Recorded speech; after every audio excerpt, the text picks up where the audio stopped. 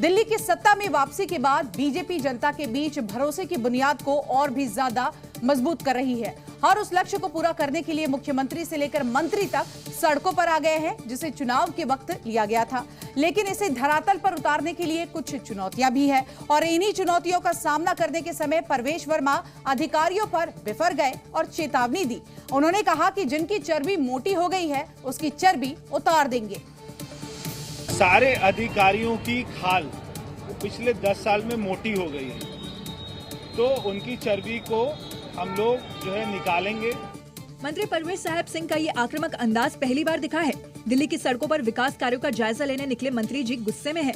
जहां गड़बड़ी मिल रही है वहीं अधिकारियों को फटकार लगा देते हैं और ऑन कैमरा अधिकारियों की चर्बी उतारने की बात कह रहे हैं। सारे अधिकारियों की खाल पिछले 10 साल में मोटी हो गई है, तो उनकी चर्बी को हम लोग जो है निकालेंगे।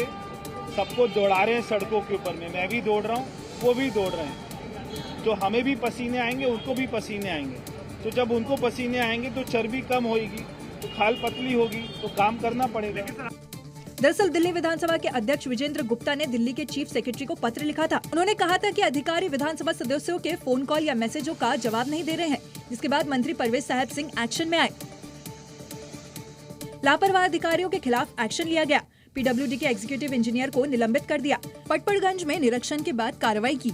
लापरवाही बर्दाश्त नहीं करने का मैसेज दिया। चाहे दिल्ली में सड़कों की मरम्मत हो या जल भराव की समस्या या फिर अन्य बुनियादी जरूरतें, जनता पिछली सरकार से अक्सर नाराज रहती थी। लेकिन जब से दिल्ली में बीजेपी की सरकार बनी है, डे 1 से मुख्यमंत्री के साथ तमाम मंत्री ग्राउंड पर हैं और अब अधिकारियों को भी वार्निंग दी जा रही है। जो अफसर पिछले 10 साल से विपरीत परिस्थिति में भी काम करके दिखा रहे थे, दिल्ली वालों को बेहतर इंफ्रास्ट्रक्चर, अच्छे स्कूल, अच्छे हॉस्पिटल, अच्छी पढ़ाई लिखाई करवा रहे थे, ऐसा क्या हो गया कि 1 महीने में इन अफसरों ने काम करना छोड़ दिया। इधर दिल्ली में कूड़े के ढेर पर अब एक नई सियासत शुरू हो गई है। बीजेपी का आरोप है कि राजधानी में प्रदूषण का स्तर बढ़ाने के लिए आम आदमी पार्टी की शह पर एमसीडी कूड़े के ढेर में यहां लगातार आग लगा रही है। दिल्ली सरकार के मंत्री मनजिंदर सिंह सिरसा ने इसे लेकर एक वीडियो भी शेयर किया, जिसमें कूड़े का ढेर दू दू करके जल रहा है और चारों तरफ धुएं का गुबार दिखाई दे रहा है। एक बजे कूड़ा जलाया जा रहा है। मनजिंदर सिंह सिरसा ने इसे लेकर एमसीडी पर आरोप लगाया और आम आदमी पार्टी को घेरते हुए कहा, बीजेपी को बदनाम करने के लिए एमसीडी और आम आदमी पार्टी साजिश रच रही है। बड़े खेद से कहना पड़ रहा है कि आम आदमी पार्टी इस कदर गिर गई है कि वो पार्कों के अंदर कूड़ा इकट्ठा कर आग लगा रही है।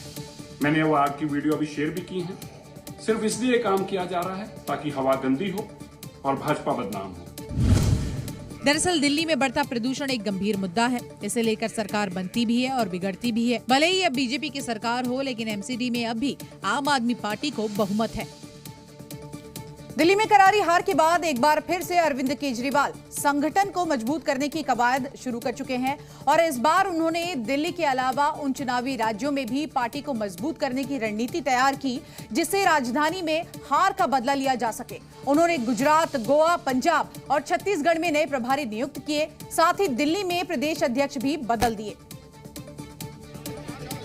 अरविंद केजरीवाल ने ये फैसला पीएसी की बैठक में लिया है। दिल्ली की जिम्मेदारी सौरभ भारद्वाज को मिली है, तो वहीं पंजाब की कमान मनीष सिसोदिया संभालेंगे।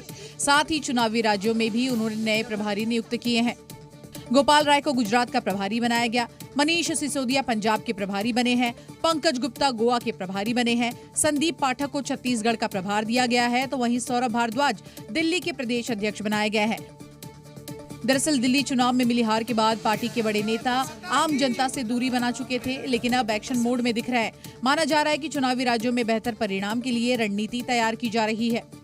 पार्टी ने आज निर्णय लिया है कि पूरे देश में जो संगठन विस्तार का काम है उसे तेज किया जाएगा और जिन राज्यों में आगे चुनाव हैं जो हमारे फोकस हैं, वहाँ पार्टी अभी से तैयारियां शुरू कर रही है। पंजाब के लोगों ने 3 साल पहले जिस तरह से अरविंद केजरीवाल जी को मौका दिया, अरविंद केजरीवाल जी की राजनीति से प्रभावित होके, मान साहब से प्रभावित होके उन्हें मुख्यमंत्री बनाया, तो उसके बाद से पंजाब में बहुत काम हुए हैं। यानी जो तस्वीर दिल्ली में दिखी, उस तस्वीर को बदलने के लिए पंजाब के अलावा चुनावी राज्य में अरविंद केजरीवाल काफी एक्टिव नजर आ रहे हैं। जिसके तहत पार्टी के अंदर सबसे बड़ा फेरबदल किया गया है। पंजाब में भगवंत मान सरकार के बजट पेश करने से पहले महिलाओं को 1000 रुपए देने के वादे पर घमासान मचा हुआ है। वहीं पंजाब कांग्रेस कार्यकर्ताओं ने इसे लेकर मान सरकार के खिलाफ चंडीगढ़ में अब मोर्चा खोल दिया है।